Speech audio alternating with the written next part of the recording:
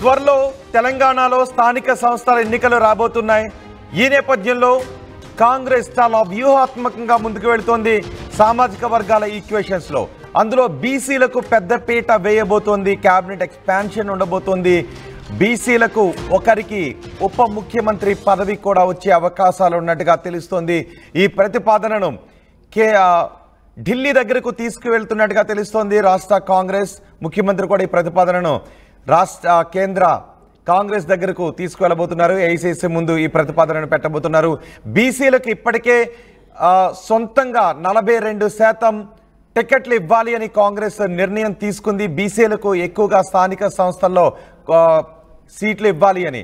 ఒకవేళ రిజర్వేషన్ వచ్చినా రాకపోయినా, బిల్లు వచ్చినా రాకపోయినా, కాంగ్రెస్ మాత్రం రాష్ట్రంలో 42% స్థానిక కోటాను ఇవ్వాలి అనే నిర్ణయం తీసుకుంది.